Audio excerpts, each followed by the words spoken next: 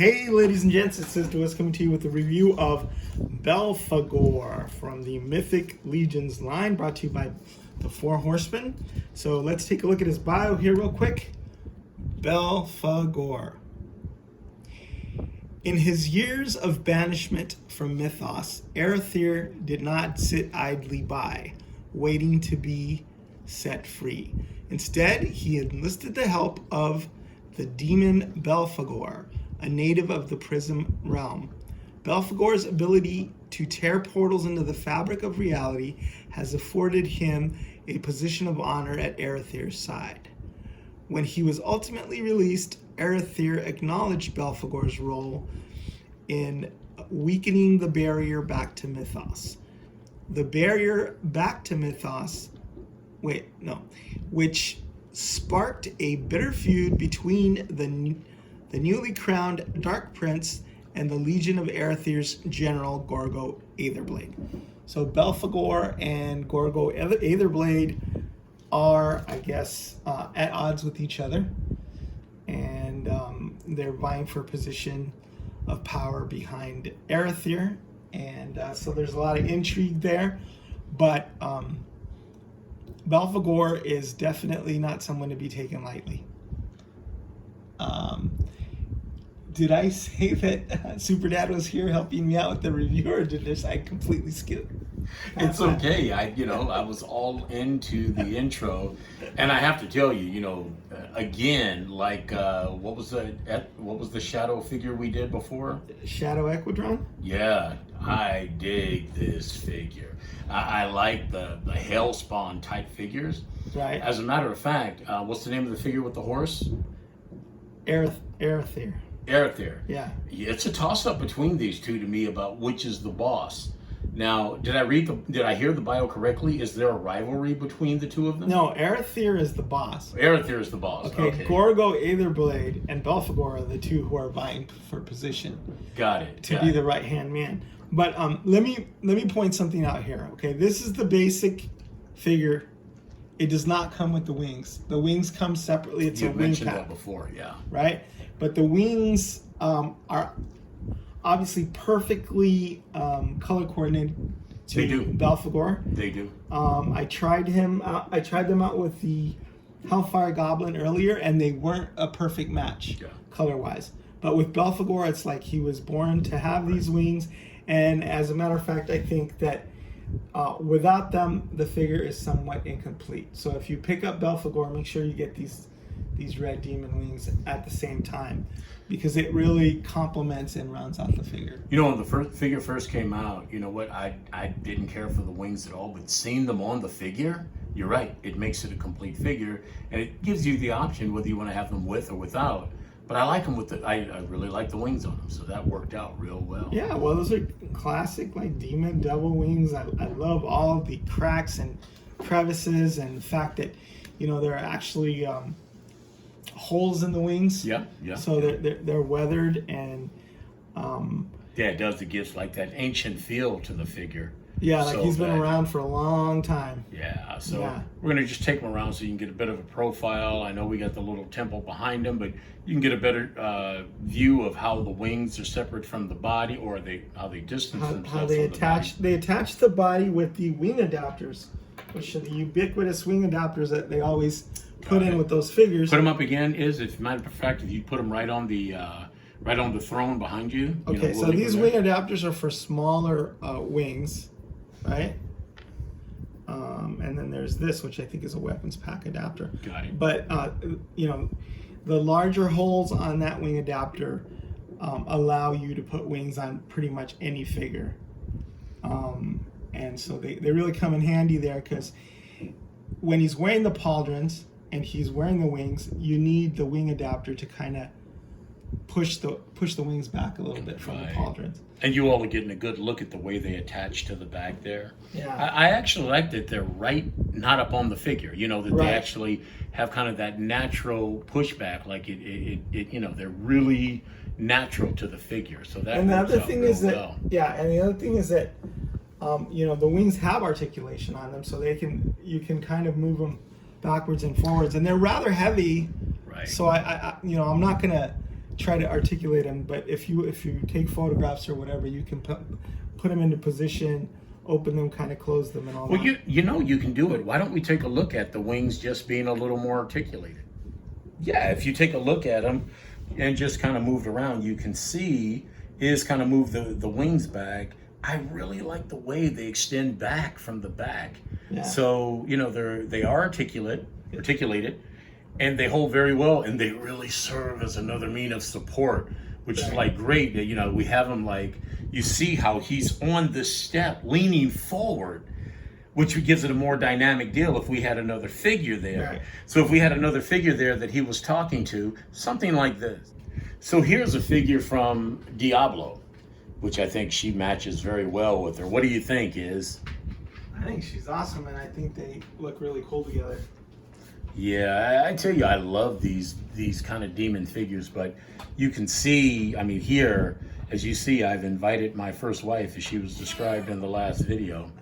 And it's an awesome figure, and it holds up really well. The articulation's really good. And, you know, we get back into this whole how compatible other figures are with Mythic Legions.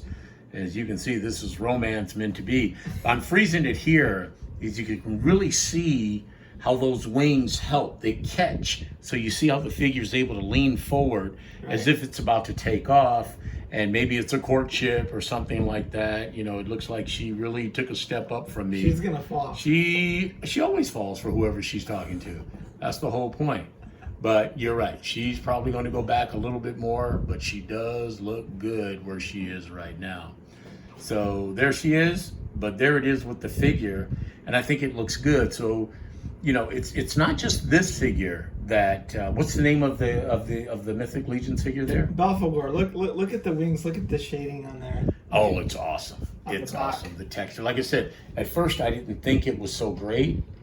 Now, you know, I really like it. It's the airbrushing that just brings out all the texture and the lines. Right. And you can really see how good, you know, the figure looks when you put it alongside the figure from Purgatory. I think it might be Dracula's daughter. I can't be sure. But just look at the progress from this figure back from the early 2000s.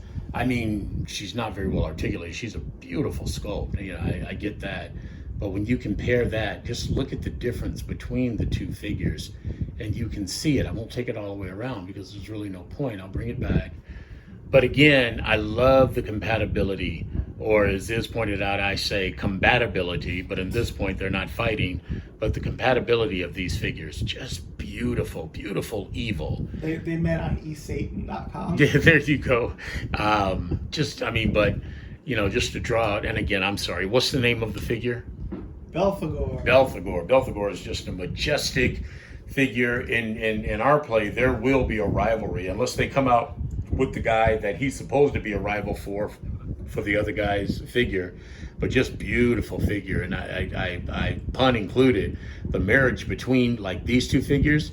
If she could only be re-released and have better articulation, I mean, wow! I get excited by these figures, not just because she's a sexy cut, but simply because just wow, the storytelling that's able to be there. Yeah. It'll be limited with articulation for things like stop motion, but Belphegorr will play very well in that. But go ahead. As I'm watching him, like seeing the light play over him, I just notice all the little details, like the hooves and how those are painted, how those are, you know. Yes. And we talked about this before. I love when they add the little touches like the hooves to the figure, and the idea that he's so articulated, because, you know, not changing him, but putting him next to something like this figure from Legend. And again, you know, very, very, very, very little articulation, beautiful sculpt, but the way the four horsemen marry the articulation with the sculpt, I mean, wow. That's the difference. Yeah, and I mean, they've been able to achieve the high level of detail. Oh, there he goes. See, he's the loser. They've been able to get that high level of detail and marry it with the articulation.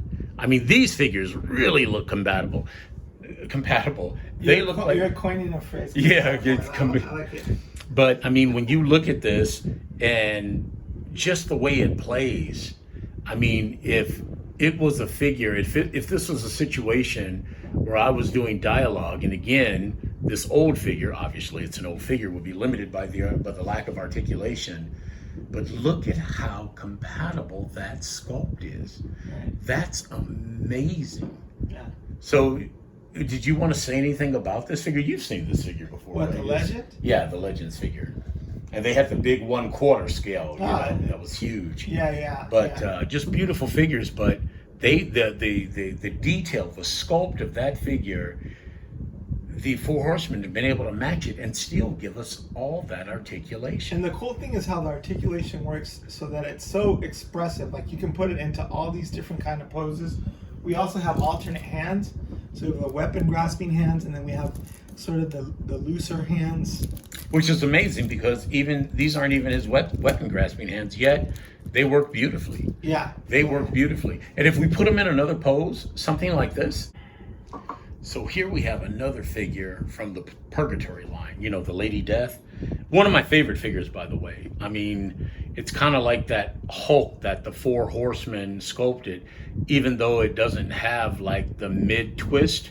It is just a beautiful figure, and it goes really well with this figure. You're talking about the ab crunch. Yeah, so yeah, right. So yeah, it does. And even if you take it around, I'll take it the full spin because you get a full sense of how this thing looks when it comes back up. I'm talking about the Four Horsemen's figure, not so much the one from Purgatory. It's an amazing figure. The way it moves, the way it can, the wings even help it. I mean, it's just an amazing figure. I just know we're going to continue to get even better figures from the Four Horsemen. And how they're going to top themselves, I don't know. I'm just sure they will. Some people were talking about the fact that Belphegorr is so badass looking that they think he might even look like more of a big bad than Arathir. You think so? You think he look? You think he's? I personally don't think that he outdoes Arathir just because Arathir is so insane looking when you remove his mask and he's got those giant bulging yellow eyeballs and his head is literally on fire. Well, let's see. If we do a side-by-side shot, Arathir and Belphegorr, and again, I mean, now you're looking at the two competing sculpts. I have to admit, you know, Arathir still looks a little more maniacal. Because well, he doesn't have his wings on right now, but those pauldrons are just over the top. But this is just wicked. I mean, you really see what would be like the competition between these two, even though Arathir is already the announced guy in charge, right? Yeah, because you think Belphegorr, after he, you know, has it out with Gorgo Aetherblade, is going to stop, or is he going to want to be the top guy? Right. I'm going to thinking that, you know, he's going to want to take over. Yeah, you know what? I couldn't improve on these figures if I wanted to. I wouldn't want them larger. Obviously, I wouldn't want them smaller. But the idea, they are just amazing, amazing figures. So, you know, we're kind of looking at it. We see the comparison. Izzy, anything you want to say before we kind of close out? Nothing. I mean, did you have some other figures that you wanted to pop in? Yeah, we'll do it as we close. I mean, all you have to do is just take a look at Mephisto being, you know, subjugating himself to Belphegorr, or whether we're talking about other figures that just come around. It's an amazing figure. And don't get me wrong, I get that this Marvel Select Mephisto, it just doesn't match up at all.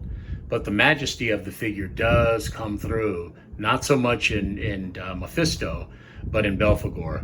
I mean, you can just see the comparison here with Mandarin Spawn by McFarlane. I've got the newest version. I just haven't opened them yet. Or taking it all the way back around until we get our Belphegorr.